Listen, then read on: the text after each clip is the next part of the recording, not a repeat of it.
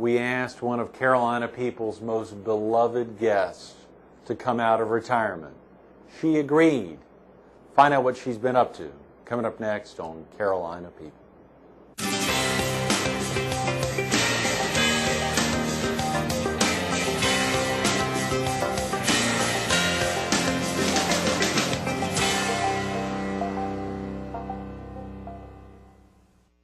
Good morning.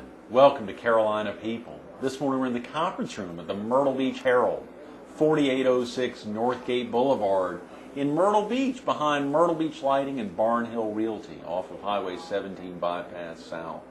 We're focused on what a difference a year makes. And we're visiting with Joe Fisher of Sumter. Good morning, Joe. From our new home in Sumter, South Carolina. Your new home in Sumter, South Carolina. Absolutely. Kind of between the PD and the Midlands, right there in the middle. Close to Lake City and 35 miles from Columbia. Oh, wow, Joe. We're enjoying the new chapters in our book of life. Kind of a semi-retirement. Yeah, can you call it that? I know you're working so hard with your grandchildren and other things. Right. We've been very involved, but as I've mentioned to many earlier, no more 70-hour work weeks.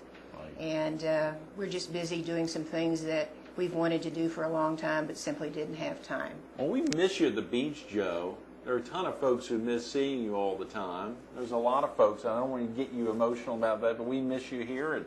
But you love it over there in Sumter.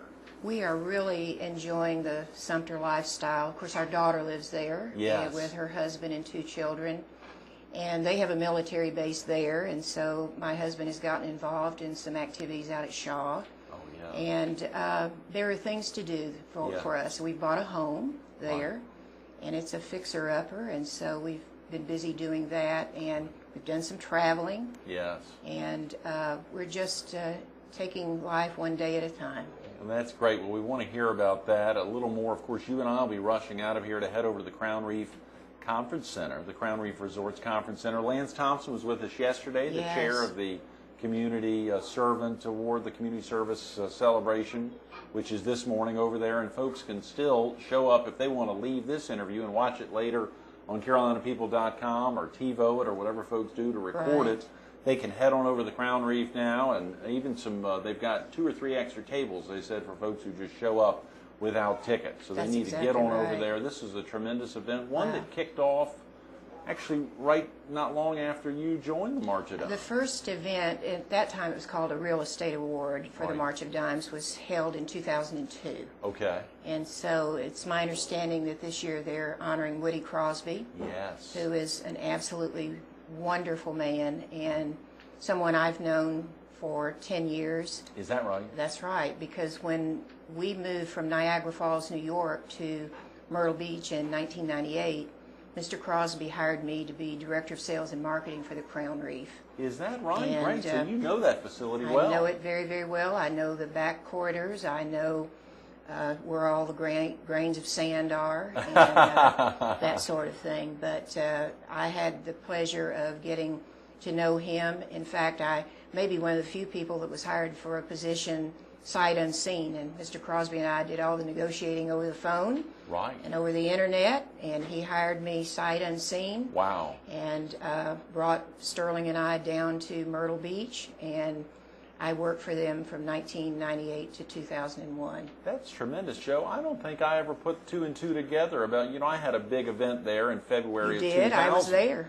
And I think we did a lot of dealings with, there was a guy named Todd and another guy who was kind of got a round face who was on the food Larry, side. I think. Larry, who was wonderful. And so you were working with them. Yes. That's tremendous. Well, that was a magnificent event there, February of 2000. And you had a nice little facility across the street from the conference center where we had our Friday night event between Damon's and the hotel. The Beach Club. The Beach Club, which is very nice. That's a beautiful facility. And the Crown Reef has really stepped out to help this community servant to form a real estate breakfast year after year, well before Woody Crosby was ever recognized as the community servant. Woody and the staff there have really been wrapping around to help out the March of Dimes. That's been interesting to have worked for them and then go to work for the March of Dimes. Right. Start this new breakfast and have the committee say, well, Joe, since you know Mr. Crosby, would you mind going and asking him if they would host the event, provide the facility, provide all the staff, provide all the people to cook the food, because that's all donated, and it all be donated. And so I went, well, okay.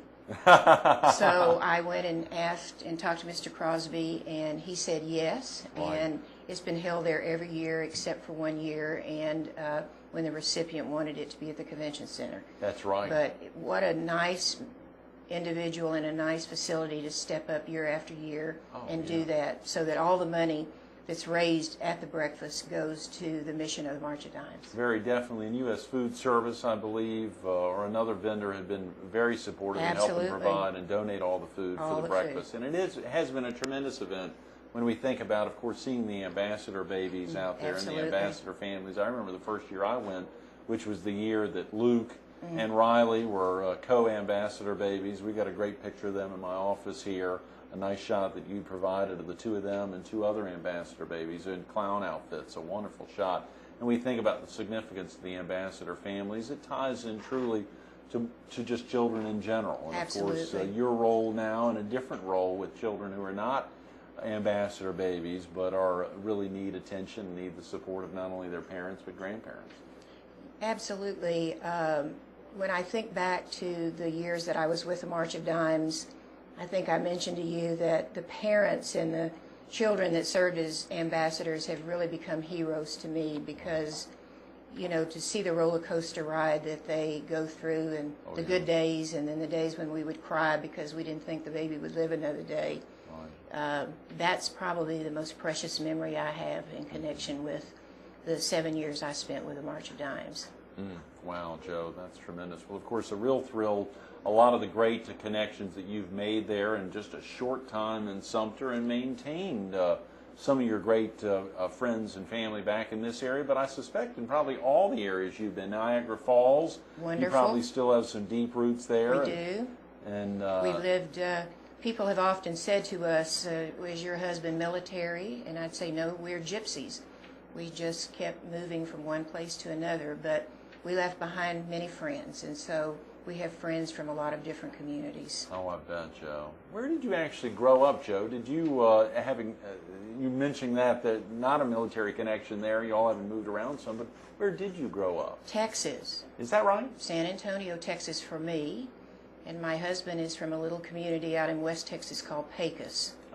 I used to tell people that's where the devil had his headquarters. But we married in Pecos and then moved to San Antonio, and from San Antonio we moved to Dallas. No. And so we certainly have a lot of Texas still in us. And then from there we moved to Kansas City, Missouri, and then from there we moved to Indianapolis, Indiana. And from there, I came and headed up the Convention and Visitors Bureau in Myrtle Beach. Is that right? That's right. Oh, boy. What years was that? I was here in 1987, and we moved to Savannah 4 days ahead of Hurricane Hugo.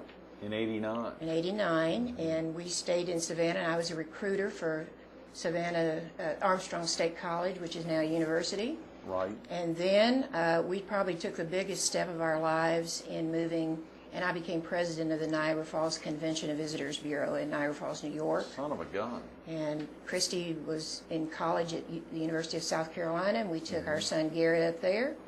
And we were there for 7 years. And one of the great attractions, one here is a beach and an ocean, and up there it's the great Niagara Falls. Oh, yes, yes. And they really are. I don't know if I've ever been up there. I don't know how many viewers have been. What is the... Is it just the overpowering aspect of... It's the absolute power of the sound as you get closer to them and you hear the sound. Of course, to see it is really rather magnificent as well. And in the position that I had of trying to bring conventions and international tourists and meeting planners, we did a lot of events at the falls, from picnics to candlelight dinners. And really? With the falls as the backdrop, all lit up, and so, and I got to travel all around the world promoting the community, and so it was an outstanding 7 years. But then the daughter had her first child, and the son went in the Army, and went to Fort Bragg. And so Sterling and I said, we don't need to shovel snow anymore.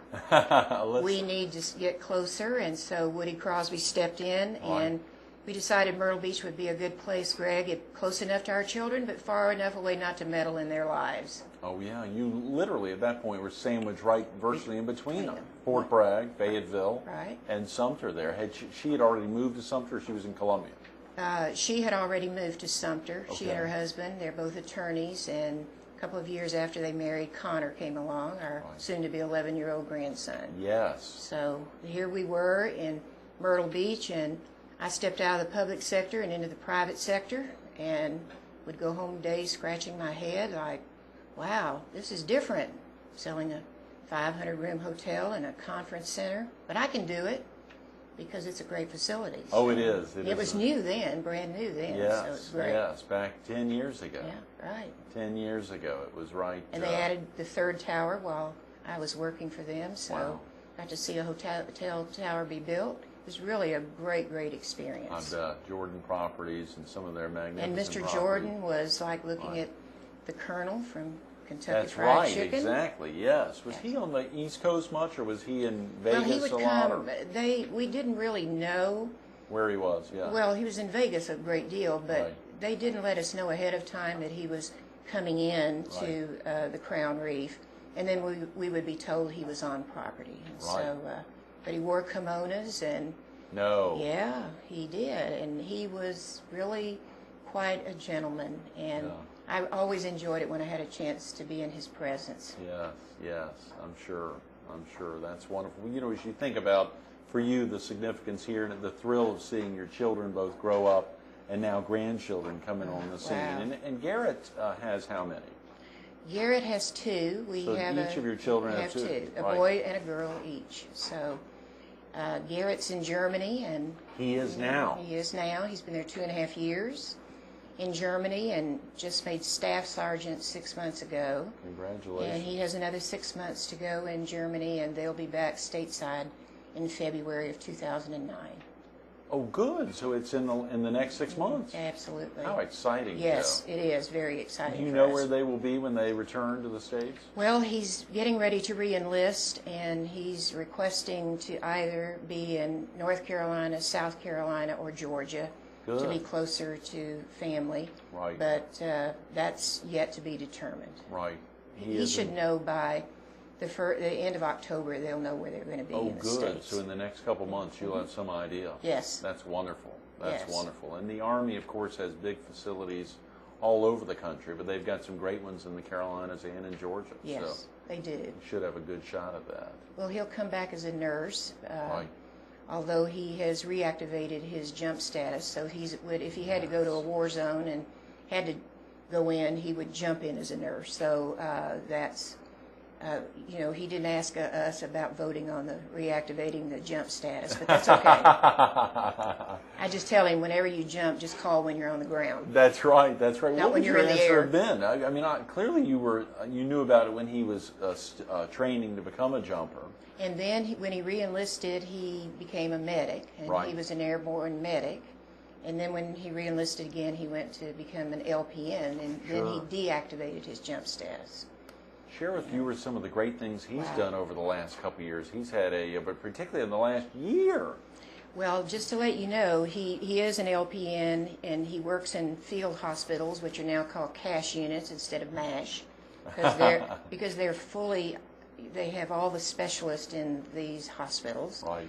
And he's also does a rotation at Law and Steel Hospital, where the soldiers that are wounded in Afghanistan and Iraq are brought and stabilized before they go back to the States. So that's been an experience. But just this year, he's been to Ghana, West Africa, as the medical unit that backed up President Bush's visit there. Is that right? And he met the president he met the president of Ghana. He thought, no, there's no way he'd meet the president, but one of the Secret Service men was injured, And so the medical unit was called in, and he met President Bush, and he met Secretary of State Rice. Oh, come on. And they had to carry the injured Secret Service man up onto Air Force One, so they gave him all a tour of Air Force One. No, Joe. Wow. How exciting. And then in June, he spent 7 days in Normandy, and he actually jumped on D-Day, June the 6th, onto the beaches of Normandy. Did he really own Yes. D-Day itself? And met the first soldier that parachuted onto the beaches of Normandy, who's 85 years old. Wow. Is he over there? He's living in Normandy? Or No, he came over for the he came ceremonies. over for that. And then just recently, he went to the Republic of Georgia with another. They had 1,000 soldiers, American soldiers, for a training mission, and called when he got back and said, "Mom, I'm back, and I want to let you know there's going to be a Russian invasion," because that's all we're hearing. Wow. While we were there, and 2 days later, Russia invaded the Republic of Georgia. So in a year, he's had quite an experience. Just hearing about jumping there in Normandy, Oh. June 6th, to think of that amazing, the impact for him. For Did he him. take it all in? Oh, Did he yes. I understand the think significance of... I've often said about him, he just turned 30 in February, Right. but he has the spirit of a child who's been given a new present. And when he calls, he'll go, "You're just not going to believe this, Mom. Let me tell you what happened to us. And let me tell you about meeting this man." Right. And what he said and what it was like that day. Oh, and now I got to jump onto the beaches at Normandy. And yes, it's for his dad and for me.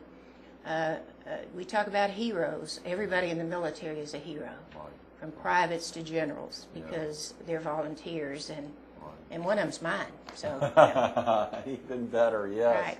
Even better, and of course, his wife and children. oh, being fantastic! Very supportive. Soon to and- be 13-year-old Brittany, and Zachary turned 10 in July. So they're similar in age to your grandchildren here in Sumter. That's exactly right. 13 and 10, 13 and and then 10. 10 and 8.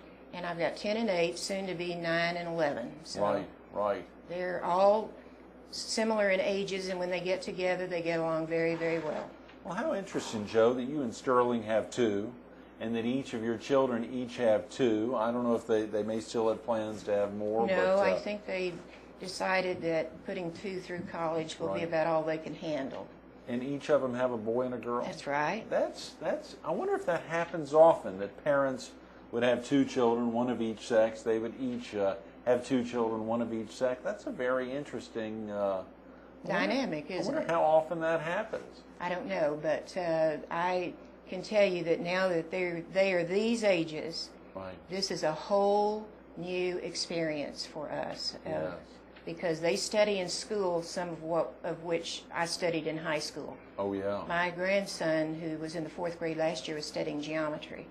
Oh, come on. And I told him, Connor, In Sumter? yes, at No. Wilson Hall.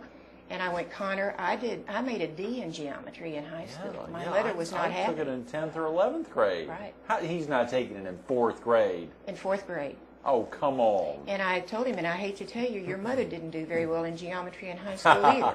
Yeah. So I don't know how well you're going to fare in math. Right. And so we're going to have to knuckle down and do some review here. So they really are, the age of computers and the technology that's out today, they're in a new age, as your daughter is as well, which is very exciting for them. Well, what are they going to take in high school then if they're taking geometry that early, and then they'll be doing College algebra courses, I 2 guess. and then trigonometry and then what else is after that? I I can't don't even even think. know. Yeah. I know I'm keeping both of them after school now, and they may outgrow me after this year. So we'll see. Oh, Joe, that'll never happen. Obviously, your children haven't outgrown you. How could? And then Christy, of course, she is.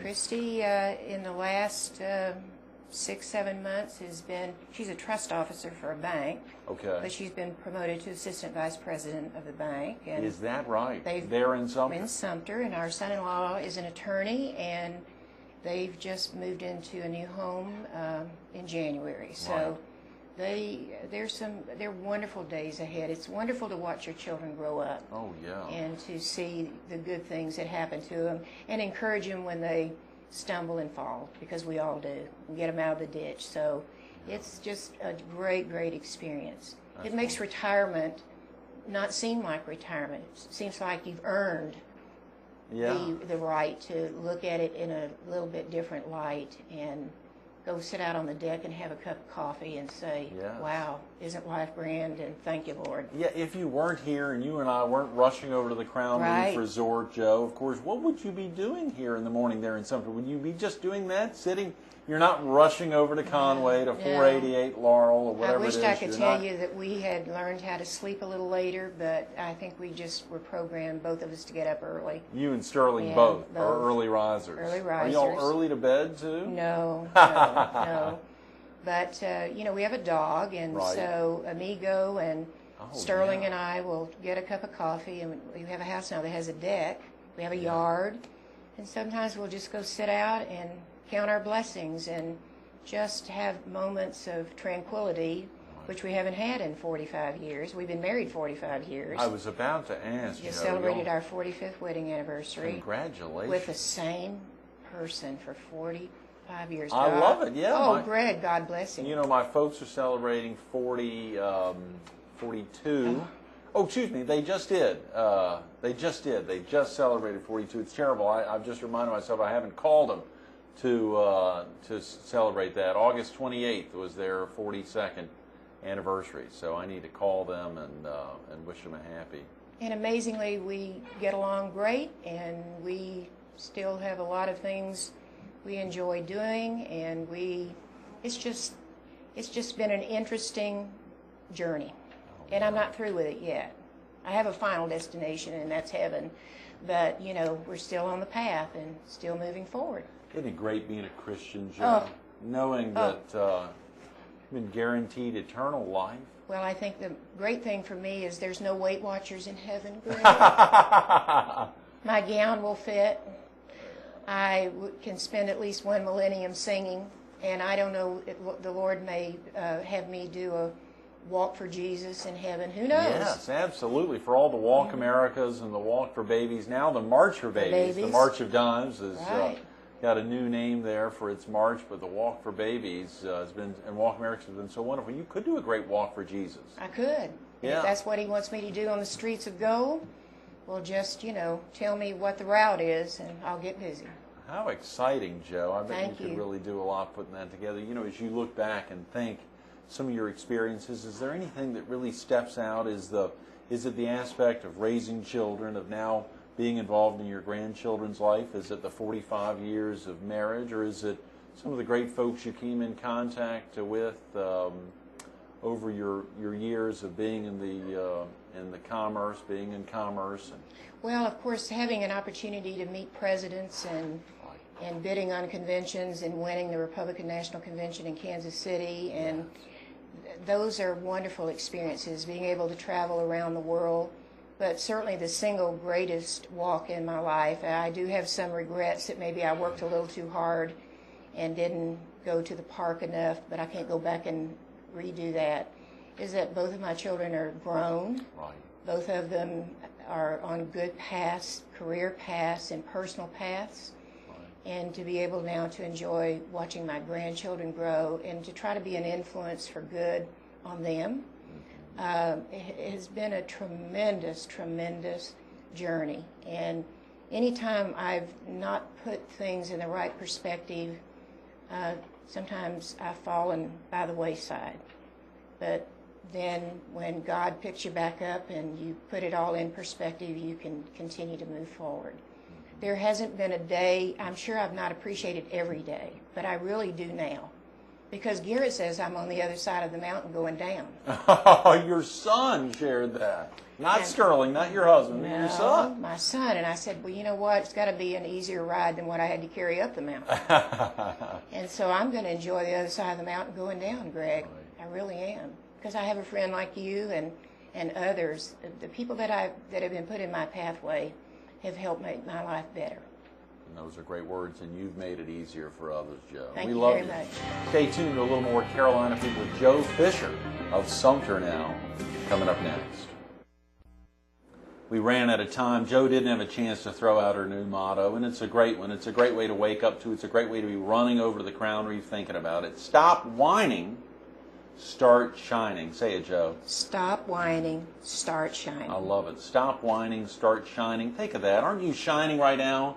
Just thinking about Joe putting on the Walk for Jesus on the streets of gold. Think about that. Putting it together. She's recruiting a lot of those same sponsors.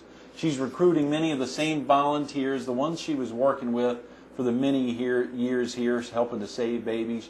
She's helping to save. Of course, those souls are already saved up there in heaven. The Walk for Jesus will be a special one. Joe's working on it now. She's planning for it. Even if Garrett says she's heading down the mountain, she's heading up the mountain and up into the right place, and it's for a reason, eternal life.